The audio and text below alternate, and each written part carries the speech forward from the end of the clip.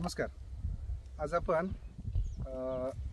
शेडबाळमध्ये एका मिरचीच्या प्लॉटवरती आलेलो आहेत. तर या ठिकाणी ॲल्युरॉनची जर्मन टेक्नॉलॉजी वापरली गेली होती.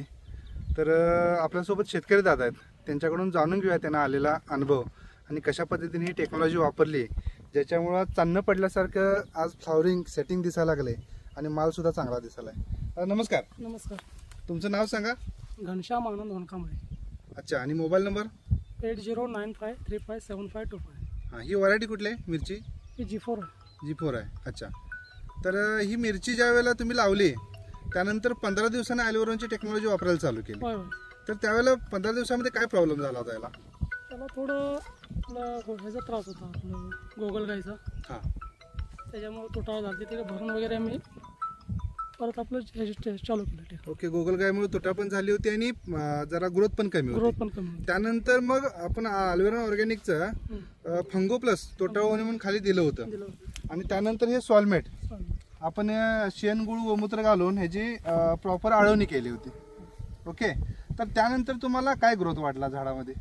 ग्रोथ वाढला, भरपूर ग्रोथ वाढला. म्हणजे उंची वाढली, फुटवा. आणि फुटवा वगैरे कसा वाटतोय तुम्हाला? चांगला आहे, चांगला आहे. ओके, फुटवा चांगला आहे.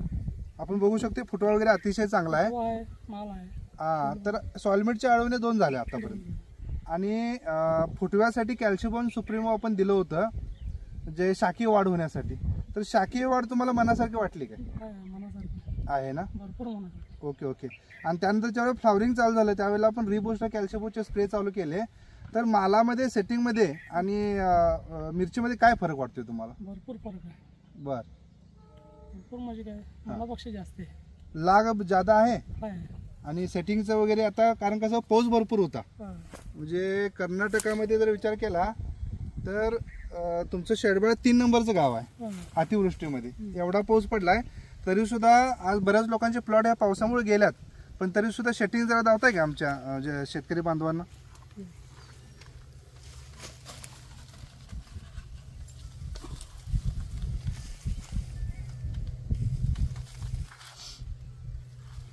अतिशय जबरदस्त सेटिंग आहे, तुम्ही बघू शकताय. म्हणजे अगदी प्लॉट लोंबकाळून पडालाय.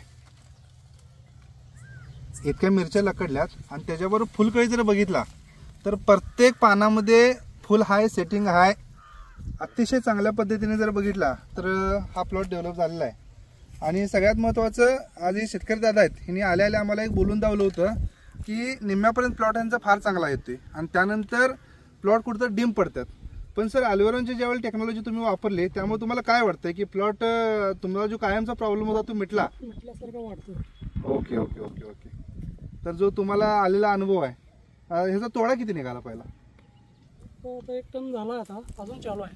1 टन झालाय, अजून तोडा चालू आहे. तुम्ही बघू शकता इकडे महिला तुमचा तोडा करायला आल्यात, तोडा चालूच आहे. ओके. आणि सेटिंग बघितलं तर अतिशय जबरदस्त सेटिंग चालू आहे. तर एक अंदाज आहे की प्लॉट जास्त कालावधीपर्यंत आपला चालवायचा. Okay okay. तर तुम्हाला जो आलेला अनुभव आहे तुमच्या शेतकरी मित्रांसोबत कथन केल्याबद्दल ॲल्युरॉन ऑर्गॅनिकच्या माध्यमातून तुमचा आभार मानतो. धन्यवाद.